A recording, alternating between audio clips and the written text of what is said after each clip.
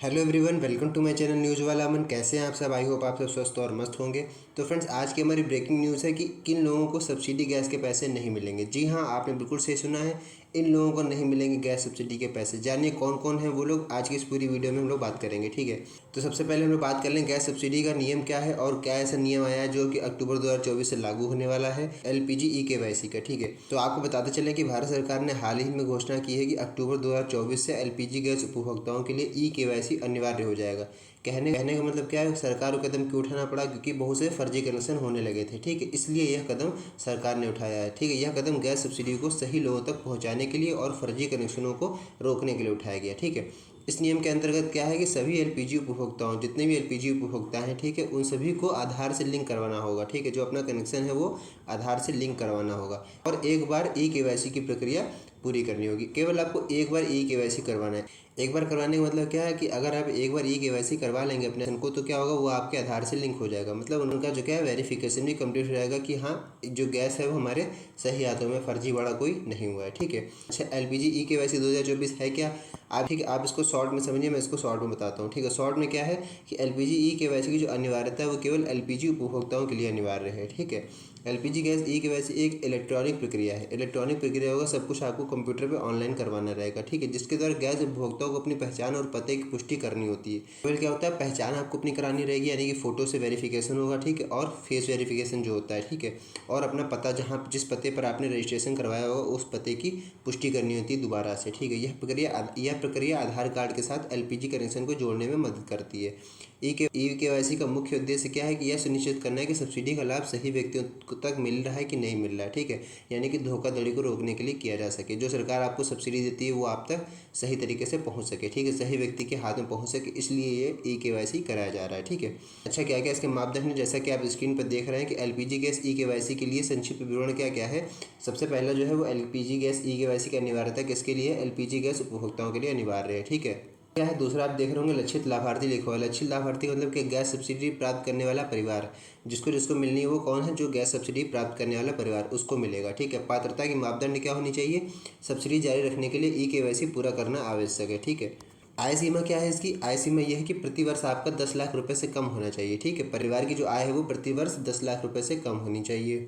ठीक है, duplicate connection यानी कि डीबीसी जिसको आप बोलते हैं, प्रति परिवार केवल एक कनेक्शन की अनुमति है। आधार लिंकिंग, एलपीजी कनेक्शन को आधार से जोड़ना अनिवार्य है। एक बार सत्यापन यानी कि जो एक बार वेरिफिकेशन होता है वो सेवा में रुकावट से बचने के लिए पूरा करना आवश्यक है। कार्यान्वयन विधि मतलब क्या है, कब से लागू होगी योजना? अक्टूबर 2024, यानी कि जो ये मंथ चल रहा है। ठीक है, तो ये इतना शॉर्ट विवरण है। अब आगे हम लोग जान लेते हैं कि ई-केवाईसी की आवश्यकता क्यों पड़ रही है। ठीक है, ऐसा क्या है कि ई-केवाईसी आपको करवाना पड़ रहा है? तो सबसे पहले अगर हम लोग बात करें, जो पहला पॉइंट है, पहला वो ये कह रहा है कि फर्जी कनेक्शनों को रोकना है, यानी कि आधार से लिंक होने से फर्जी कनेक्शन की पहचान और उन्हें मिटाना आसान हो जाएगा। ठीक है, अगर आपको फर्जी कनेक्शन रोकना है सरकार को, ठीक है, तो क्या हो, अगर वो आधार से लिंक करवा देंगे आपके कनेक्शन को, तो वो फर्जी कनेक्शन को हटाना उनके लिए आसान हो जाएगा। दूसरा सबसे बड़ा जो कारण है वो है सब्सिडी का सही वितरण। ठीक है, ऐसे आप लोगों तक कभी कभी सब्सिडी नहीं पहुँच पाती है, तो उसका सबसे बड़ा रीज़न यही है। ठीक है, क्या होता है, फर्जी कनेक्शन सबसे बड़ा रीजन है।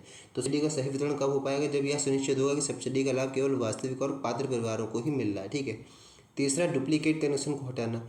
ई-केवाईसी से डुप्लीकेट कनेक्शन की पहचान और उन्हें हटाना संभव हो पाएगा, जिससे सरकार को होने वाले नुकसान में कमी आएगी। ठीक है, जो सरकार को हर साल नुकसान होता है उसमें कमी आएगी। ठीक है, हर महीने जो नुकसान हो रहा है सरकार का। उसके बाद क्या है, सब्सिडी आवंटन में सुधार, यानी सब्सिडी आवंटन में सुधार कैसे हो पाएगा? एक सत्यापक, एक वेरिफिकेशन ग्राहक आधार से, एक वेरीफाई ग्राहक आधार के साथ एलपीजी सब्सिडी का आवंटन अधिक कुशलता से किया जा सकेगा। ठीक है, बात कर लें जो कि आज का मेन हमारा टॉपिक है कि कौन कौन एलपीजी सब्सिडी के लिए पात्र नहीं है। जैसा कि आप स्क्रीन पे देख रहे हैं, स्क्रीन पे साफ साफ लिखा है कि सरकार ने कुछ श्रेणियों के लोगों को एलपीजी सब्सिडी से बाहर रखा है। कौन कौन है वो लोग? पहला आप देख लीजिए, पहला लिखा है उच्च आय वाले परिवार, यानी कि जिन परिवारों की वार्षिक आय 10 लाख रुपए से अधिक है तो उनको एलपीजी सब्सिडी गैस नहीं मिलेगी। ठीक है, दूसरा है कि एक से अधिक कनेक्शन रखने वाले, एक ही परिवार में एक से अधिक सब्सिडी वाले एलपीजी कनेक्शन की अनुमति नहीं है। अगर एक ही परिवार है, आपने एलपीजी कनेक्शन दूसरा ले लिया है, ठीक है, डुप्लीकेट, जिसको एक से अधिक कनेक्शन जिसको बोलते हैं, तो उसमें आपको अनुमति नहीं है।